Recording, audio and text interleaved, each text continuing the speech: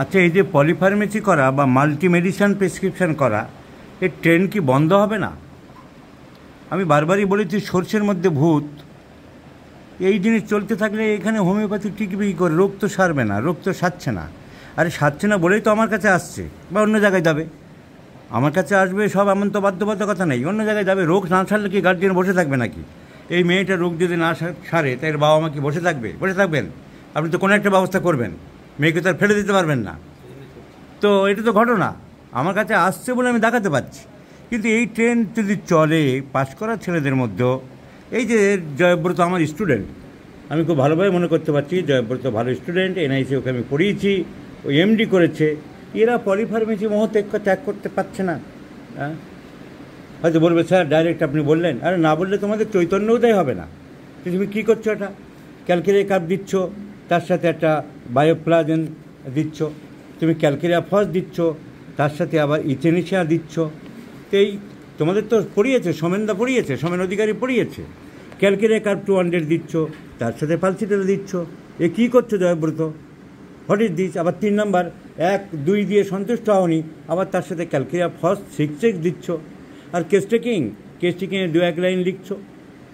এই 2-1 লাইন বাঁদিকের পাতায় যেমন সব অনেকে রেখে, অনেক বড় পণ্ডিতরা যেমন করে, 2-1 লাইন এই কাপ, ফিভার, ফ্যাটিক, এই ক্যালকেরিয়া কার্প আর পালসেটেল একবার দিয়ে হলো না, আবার ক্যালকেরিয়া কার্প, আবার জিঙ্কাম মেটালিকাম একসাথে, আবার 3 নম্বর ক্যালকেরিয়া ফস 6 তার সাথে চলছে। আর কেস্টিং প্রত্যেকবার ওই 3টে লাইন লিখছো। নেজাল পলিপ, আবার দেখা গেলো যে আবার কখনো দিচ্ছ তোমরা নাক্সবাম 200, তার সাথে সরিনাম 1M, আবার তার সাথে আবার একটা কি টিউব কিরাম মেরাম ভেরাম 200 না কি জানো। এগুলো কী প্রেসক্রিপশানে কী করে রোগ? আবার দিচ্ছ সরিনাম, তার সাথে পালসেটিলা, আবার 3 নম্বর ক্যালেন্ডুলা, আবার 4 নম্বর ফাইটাম বাদ দিলাম, তাহলে সরিনাম, পালস, ক্যালেন্ডুলা, আবার 4 না আছে 1, 2, আবার তার সাথে ব্যারাইটামিউর 30। এসব কী প্রেসক্রিপশান ডক্টর জয়ব্রত? তুমি তো আমার স্টুডেন্ট ছিলে, যদি এই ভিডিও দেখো তোমার তো লজ্জা পাওয়া উচিত। এগুলো কী? তোমাদের তো ডক্টর সৌমেন অধিকারী অর্গানন পড়িয়েছে, কেস্টিং করিয়েছে, কেস্টিং শিখিয়েছে। তোমাদেরকে এই কেস্টিং শিখিয়েছে যে প্রেসক্রিপশনের প্যাডের পাতায় এই 3-4 লাইন লিখলাম আর 4টে করে ওষুধ মিশিয়ে দিলাম। এই ট্রেন্ড যদি চলতে থাকে হোমিওপ্যাথি কী করে বাঁচবে? এরা ভালো ছেলে, এনআইএস থেকে পাশ করেছে, হ্যাঁ, তারপরে এমডি করেছে। তো এদের এই বিএইচএমএস এনআইএস থেকে পাশ করে কী হবে? আর এমডি করেও বা কী হবে? তুমি তো রোগ সারাতে পারলে না, তোমার রোগী তো চলে এলো। আমার কাছে না আসলে তো অন্য জায়গায় যেত, কারণ তুমি নেজাল পলিপ কিচ্ছু করতে পারো নি, টনসিল অ্যাডিনয়েড কিছু ইম্প্রুভ করতে পারো নি। আর পারো নি কেন? কারণ তুমি কোনো নির্দিষ্ট ওষুধ গুছিয়ে কেস্টিং করো নি। তুমি ওষুধ দুটো সবসময় 2, 3, 4টে করে চালিয়ে গেছো। পলিফার্মেসি তুমি জানো কোন ওষুধে কাজ করছে, তোমার সেকেন্ড প্রেসক্রিপশান কী হবে। পরের বারে তুমি এবারে 3টে 4টে চালিয়ে গেলে, তাহলে কোনটা কাজ করলো কোনটা করলো না তুমি কী করে বুঝবে? এই ট্র্যাডিশান কি চলতেই থাকবে? এই ট্র্যাডিশান কি বন্ধ হবে না? আমাদের কলকাতায় যেসব ডাক্তাররা ছিল যারা হোমিওপ্যাথির পথপ্রদর্শক, ডক্টর জ্ঞান Majumdar, doctor Kanjilal, doctor Biswanath Sengupta, doctor Bholanath Chakraborty, doctor SP দে, তারা তো একটা মাত্র ওষুধ দিয়েছে, ডক্টর নীলমণি ঘটক। আর এই ট্র্যাডিশান, তোমাদের এই ডিগ্রি, এই হোমিওপ্যাথি, এই এমডি, এই ন্যাশনাল ইনস্টিটিউটে কী হবে? রোগ সারাতে পারছো না, পলিফার্মেসি করছো। এর থেকে গ্রামের অনেক হোমিওপ্যাথ সিঙ্গেল মেডিসিন প্রেসক্রিপশন করছে। So it is a psychotic manifestation. এরকম গ্রোথ একটার পর একটা চলছে। এদিকে টনসিলের গ্রোথ, বড় করে হা করো, বড় করে হা করো, এদিকে বড় করে টনসিলের গ্রোথ, এদিকে নাকের নেজাল পলিপ,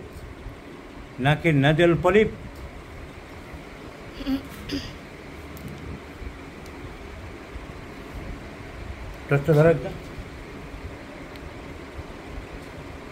এই যে পলিপ, নেজাল পলিপ, হা করে বড় করে, এই যে টনসিল বড় বড়, tonsil growth, obesity tendency, growth one after another.